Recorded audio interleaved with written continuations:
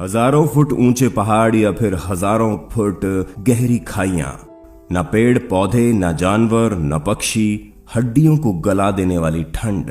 हम बात कर रहे हैं सियाचिन की, जो 76 किलोमीटर लंबा दुनिया का दूसरा सबसे बड़ा ग्लेशियर है और हिमालय के कराकोरम रेंज में है।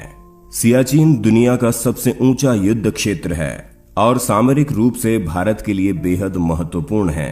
यह ऐसा युद्ध क्षेत्र है जहां दुश्मनों की गोलीबारी से ज्यादा मौसम की मार से सैनिकों को जूझना पड़ता है।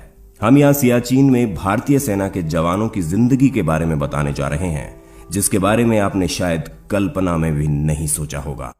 20,000 फीट की ऊंचाई पर स्थित दुनिया के इस सबसे ऊंचे रण क्षेत्र के हर कदम पर मौत का खतरा है।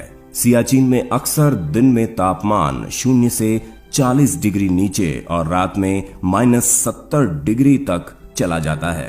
पूर्व में चीन की सीमा लगती है और पश्चिम में पाकिस्तान की।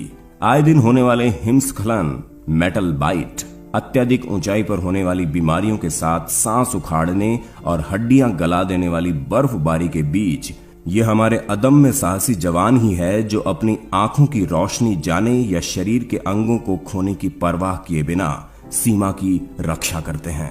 लांस नायक हनुमन थप्पा, जो आपको याद ही होंगे, जिन्हें हिमस्खलन के 6 दिन बाद बर्फ के नीचे से जिंदा निकाला गया था, लेकिन बाद में वो भी जिंदगी की जंग हार गए थे।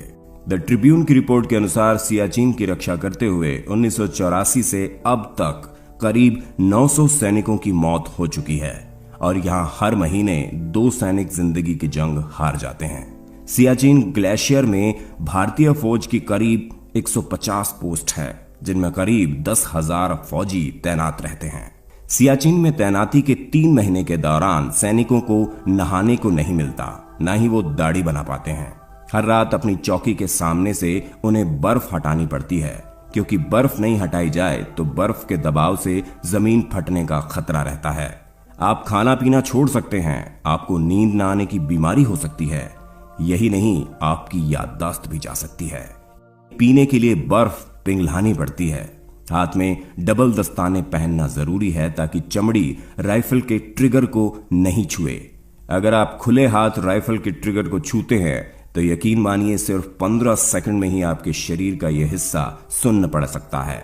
इस तरह की गलती भारी पड़ सकती है और ये इतना खतरनाक है कि आपको शरीर का यह हिस्सा गंवाना भी पड़ सकता है। रात में टेंट में सोते समय हर 1 घंटे में संतरी सभी जवानों को जगाता है ताकि कम ऑक्सीजन के कारण कोई मर ना जाए। पेट्रोलिंग पर जाने वाले सैनिक एक के पीछे एक लाइन में चलते हैं और एक रस्सी सबकी कमर में बंधी होती है। कमर में रस्सी इसलिए बंधी होती है क्योंकि बर्फ कहां धंस जाए इसका पता नहीं रहता और अगर कोई एक व्यक्ति खाई में गिरने लगे तो बाकी लोग उसे बचा सकें। हालात इस कदर खराब होते हैं कि आप यहां ठीक से बोल भी नहीं सकते। यहां टूथपेस्ट भी जमकर बर्फ बन जाता है। अब आप समझ गए होंगे कि सियाचिन में रहकर ड्यूटी करना कितना मुश्किल और तकलीफ देह है।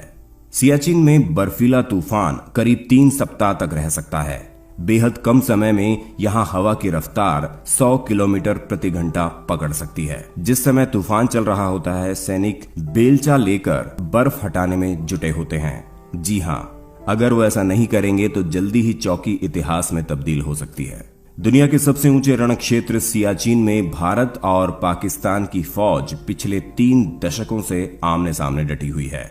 1984 से पहले सियाचिन में स्थिति नहीं थी। वहां किसी भी देश की फौज नहीं थी। हमारे लिए इतना सब हमारे देश के जवान झेलते हैं। फिर भी विश्व में शायद भारत ही ऐसा देश होगा जहां राष्ट्रीय सेना के प्रति अभद्र और असंयमित भाषा बोलने वाले भी मिल जाते हैं। ये जवान नौकरी नहीं सेवा कर रहे हैं।